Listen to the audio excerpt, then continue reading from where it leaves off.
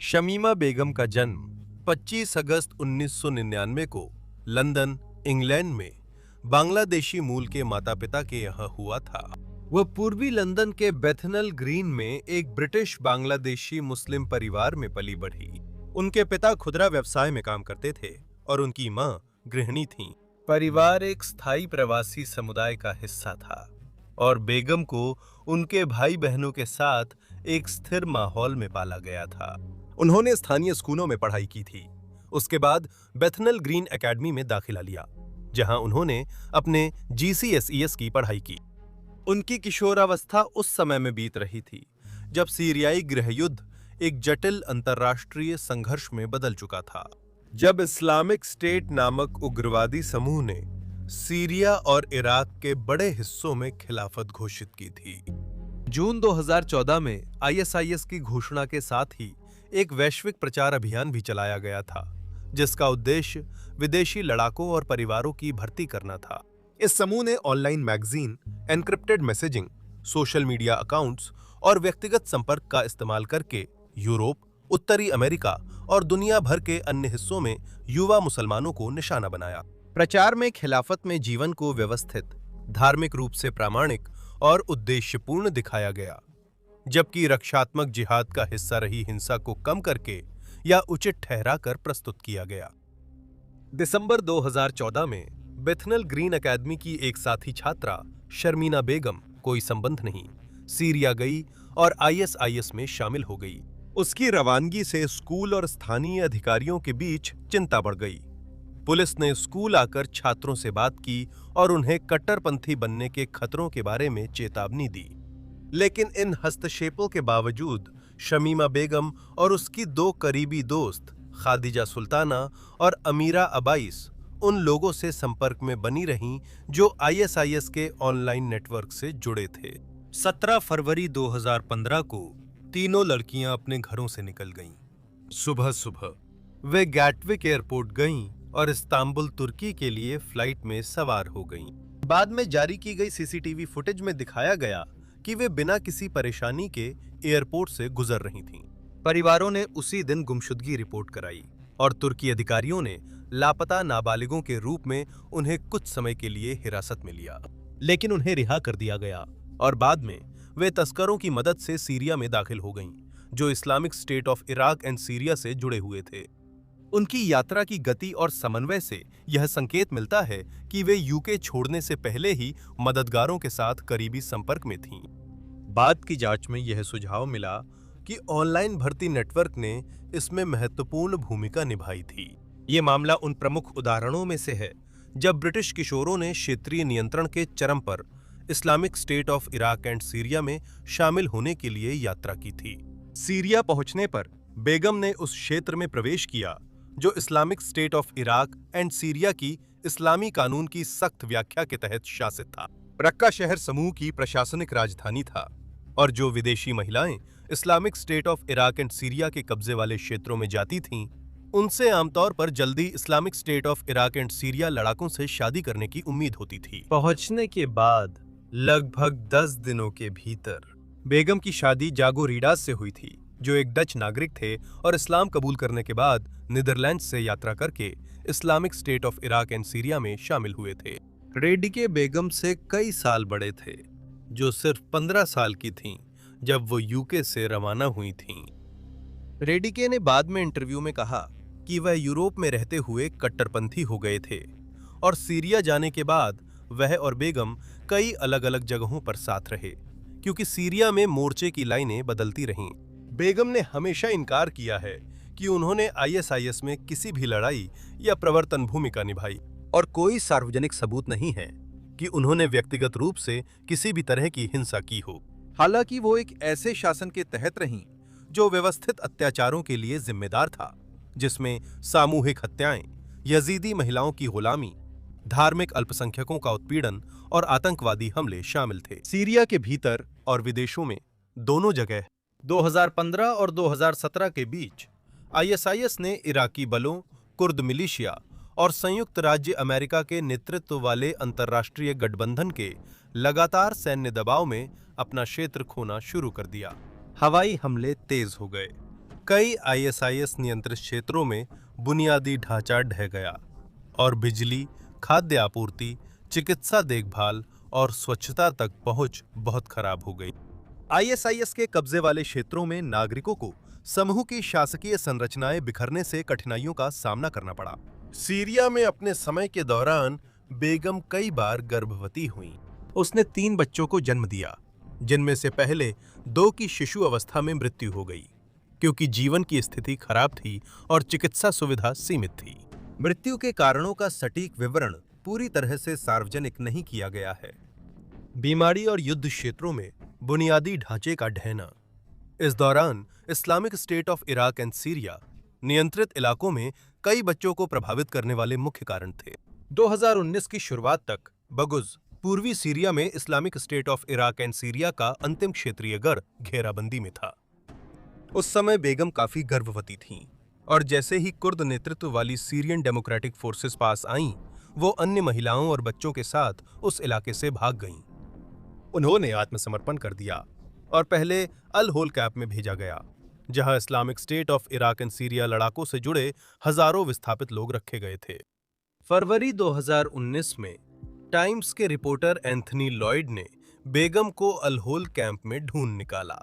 उस समय वह 19 साल की थी और 9 महीने की गर्भवती थी। इंटरव्यू के दौरान उसने यूनाइटेड किंगडम लौटने की इच्छा जताई। उससे यह भी पूछा गया कि इस्लामिक स्टेट के नियंत्रण वाले इलाके में जीवन कैसा था। इंटरव्यू में उसने कहा कि उसे Islamic state of Iraq and Syria में शामिल होने का कोई पछतावा नहीं है और उसने कचरे के डिब्बों में कटे सिर देखे हैं। उसने कहा कि तब उसे यह विचलित नहीं करता था, क्योंकि वह असंवेदनशील हो गई थी और युद्ध के माहौल में इसे सामान्य मानती थी। उसकी सटीक टिप्पणियां व्यापक रूप से रिपोर्ट की गईं, जिसमें वैश्विक सुर्खियों में ऐसे बयान शामिल थे जैसे कटे हुए सिर देखना मुझे बिल्कुल भी विचलित नहीं करता था। लेखों में बताया गया कि वो इसकी आदी हो गई थी। उसने रक्का में एक कूड़ेदान में पकड़े गए लड़ाके का सिर देखा था। उन टिप्पणियों ने यूनाइटेड किंगडम में काफी सार्वजनिक विरोध पैदा किया, जिसमें कई लोगों ने उसकी बातों को पछतावे या सहानुभूति की कमी के रूप में देखा।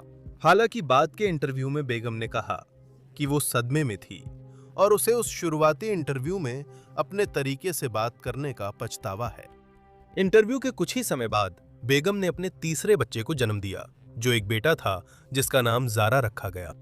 लेकिन दुख की बात है कि मार्च 2019 में उस बच्चे की निमोनिया से मौत हो गई। शिविर में वहां काम कर रहे मानवीय संगठनों ने चिकित्सा आपूर्ति की भारी कमी और कठिन जीवन परिस्थितियों की रिपोर्ट दी। इस समय तक बेगम ने सीरिया में अपने तीनों बच्चों को खो दिया था।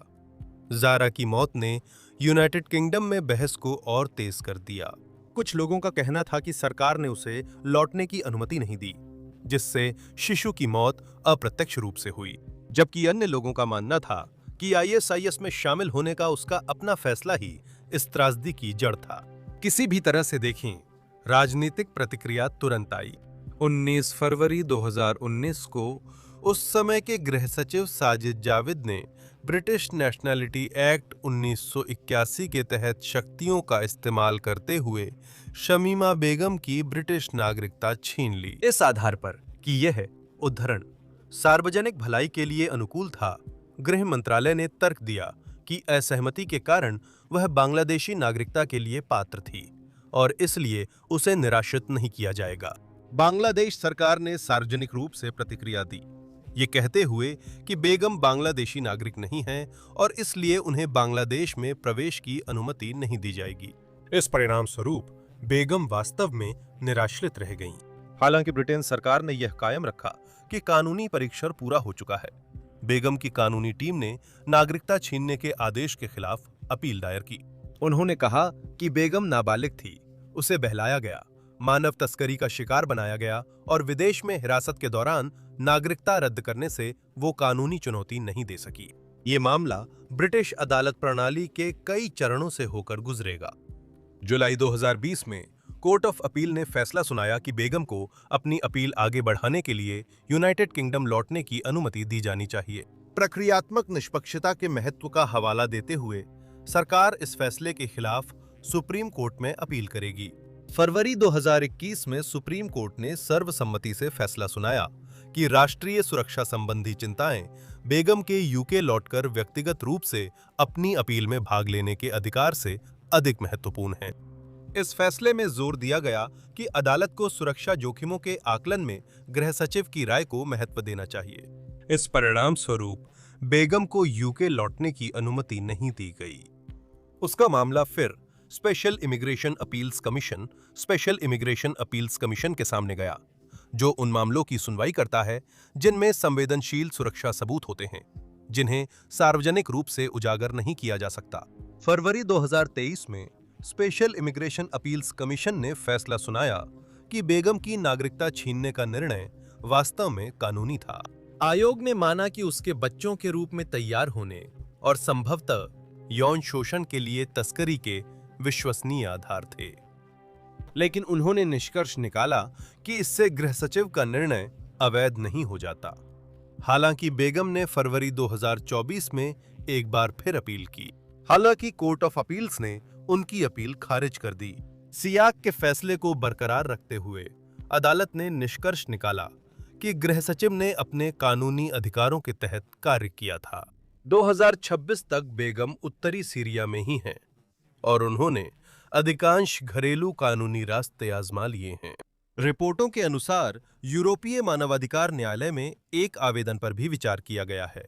हालांकि कोई अंतिम परिणाम सार्वजनिक रूप से सामने नहीं आया है। इन सभी कार्यवाहियों के दौरान बेगम के माता-पिता यूके में ही रहे हैं। उन्होंने कहा कि उनकी बेटी को ऑनलाइन गुमराह कर बचपन में कट्टरपंथी बना दिया गया। उन्होंने कहा कि उसे वापस ब्रिटेन लाया जाए ताकि जरूरत पड़ने पर उसकी जांच या अभियोजन हो सके, न कि उसे अनिश्चितकाल तक शिविर में छोड़ा जाए। उन्होंने अपने 3 पोते-पोतियों की मौत और उसके परिवार पर पड़े भावनात्मक असर के बारे में बताया। जागो रीडिक को कुर्दिश बलों द्वारा पकड़ा गया था और अलग से हिरासत में रखा गया था। उन्होंने इंटरव्यू में आईएसआईएस में शामिल होने पर पछतावा जताया है और उन्हें नीदरलैंड्स में मुकदमे का सामना करने की संभावना है। उन्होंने कहा है कि वे चाहते हैं कि बेगम यूरोप लौट सके। अलराज कैंप में जहां बेगम को रखा गया है, हालात अब भी मुश्किल बने हुए हैं। इस कैंप में आईएसआईएस लड़ाकों से जुड़ी महिलाएं और बच्चे रहते हैं और इसकी सुरक्षा सीमित संसाधनों के साथ कुर्दिश बलों द्वारा की जाती है। मानवाधिकार संगठनों की रिपोर्टों में भीड़भाड़, स्वास्थ्य सेवाओं की सीमित उपलब्धता, खराब सफाई व्यवस्था और छिटपुट सुरक्षा घटनाओं का जिक्र किया गया है। कुछ यूरोपीय देशों, जिनमें यूनाइटेड किंगडम भी शामिल है, ने इस कैंप से महिलाओं और बच्चों को वापस बुलाया है और अक्सर वयस्कों पर लौटने के बाद मुकदमा चलाया है। समय के साथ बेगम के सार्वजनिक बयान बदलते गए हैं। बाद के इंटरव्यूज में, जिनमें 2021 में प्रसारित एक डॉक्यूमेंट्री भी शामिल है, उन्होंने पछतावा जताया और कहा कि वो आईएसआईएस की विचारधारा का समर्थन नहीं करती हैं। उन्होंने बताया कि वह प्रभावित और गुमराह महसूस करती थीं। हालांकि आलोचकों का कहना है कि ये बयान उनके पहले के बयानों से मेल नहीं खाते। हालांकि कुछ समर्थकों का कहना है कि उनके शुरुआती इंटरव्यू तनावपूर्ण परिस्थितियों में हुए थे और उसके बाद से उन्होंने अपने कार्यों पर विचार किया है। बेगम के कपड़ों में भी बदलाव आया है। 2015 में यूके छोड़कर Islamic state of Iraq and Syria में शामिल होने के बाद उन्होंने समूह की सख्त इस्लामी ड्रेस कोड के अनुसार कपड़े पहनने शुरू कर दिए थे, जिसमें काला नकाब भी शामिल था। उस समय के दौरान Islamic state of Iraq and Syria ने महिलाओं के लिए सख्त ड्रेस कोड लागू किया था और उनके नियंत्रण वाले इलाकों में पश्चिमी शैली के कपड़े आमतौर पर प्रतिबंधित थे। शुरुआती इंटरव्यू में बेगम अभी भी इस्लामी कपड़े पहने हुए थीं, लेकिन बाद के शरणार्थी शिविर के इंटरव्यू में बेगम को पश्चिमी शैली के कपड़े पहने हुए देखा गया, जिसमें जीन्स, शर्ट और टोपी शामिल थीं। उसके बाल सीधे थे और नाखूनों पर नेल पॉलिश थी। इस स्टाइल में बदलाव ने मीडिया का काफी ध्यान आकर्षित किया, जिसमें कुछ टिप्पणीकारों ने सवाल उठाया कि क्या यह उसके विश्वासों में बदलाव को दर्शाता है, उसकी परिस्थितियों के अनुसार व्यवहारिक अनुकूलन है, या फिर जनता की धारणा को प्रभावित करने की कोशिश है। यूके लौटने के लिए उसकी कानूनी कोशिशों के बीच इसमें कोई शक नहीं कि बेगम का मामला लोगों की राय को बांट चुका है। आलोचक तर्क देते हैं कि नागरिकता से वंचित करना अप्रवासी पृष्ठभूमि वाले लोगों को असमान रूप से प्रभावित करता है और इससे राष्ट्रीयता की दोहरी व्यवस्था बन सकती है। अंतर्राष्ट्रीय मानवाधिकार विशेषज्ञों, जिनमें यूएन के विशेष रिपोर्टर भी शामिल हैं, ने यूके के रुख की आलोचना की है। उनका मानना है कि बेगम मानव तस्करी की शिकार हो सकती हैं और ये कि यूके की जिम्मेदारी है कि वो उसकी भर्ती की जांच करे और उसे एक बच्चे के रूप में सुरक्षा प्रदान करे। उन्होंने सीरियाई शिविरों में अनिश्चितकालीन हिरासत को लेकर भी चिंता जताई है। किसी भी तरह 2026 तक शमीमा बेगम अभी भी उत्तरी सीरिया में हैं और अब उनके पास ब्रिटिश नागरिकता नहीं है। उनके तीनों बच्चे खो गए हैं और पति अलग हिरासत में हैं और उनके मामले के इर्द गिर्द चल रही बहस कट्टरपंथ, जवाबदेही, तस्करी, राज्यहीनता और उन नागरिकों के प्रति राज्यों की जिम्मेदारी जैसे मुद्दों पर चर्चा को प्रभावित करती रहती है जो नाबालिग के रूप में चरमपंथी संगठनों में शामिल हुए हैं। लेकिन इन सब की जड़ में कुछ निर्विवाद तथ्य हैं। उन्होंने 15 साल की उम्र में अपनी मर्जी से यूके छोड़कर आईएसआईएस ज्वाइन किया, एक डच लड़ाके से शादी की और आईएसआईएस के शासन में तब तक रहीं जब तक उसका पतन नहीं हो गया। उन्होंने 3 बच्चों को जन्म दिया जो शैशवावस्था में ही चल बसे, जब तक उन्हें एहसास नहीं हुआ कि ये बुरा लगता है। उन्होंने पत्रकारों से कहा कि उन्हें आईएसआईएस में शामिल होने का कोई पछतावा नहीं है और उसके अत्याचारों से वह बिल्कुल भी विचलित नहीं हुई। यूके सरकार ने यह बहुत स्पष्ट कर दिया है कि वे शमीमा बेगम को उनके जन्म देश में वापस नहीं आने देना चाहते और इसलिए निकट भविष्य में वो हिरासत में ही रहेंगी। आधुनिक ब्रिटिश इतिहास के सबसे महत्वपूर्ण और विवादास्पद राष्ट्रीय सुरक्षा मामलों में से एक के केंद्र में। आज का वीडियो देखने के लिए धन्यवाद। अगर आपको यह जानकारी पूर्ण लगा हो तो कृपया नीचे लाइक या कमेंट जरूर करें। हमारी सारी सामग्री, रिसर्च, स्क्रिप्ट राइटिंग, एडिटिंग और नरेशन पूरी तरह इंसानों द्वारा की जाती है। एआई का इस्तेमाल नहीं होता। अगर आप चैनल सपोर्ट करना चाहते हैं तो सब्सक्राइब करें और बेल आइकन दबाएं ताकि Wars of the world video की नोटिफिकेशन मिलती रहे। धन्यवाद।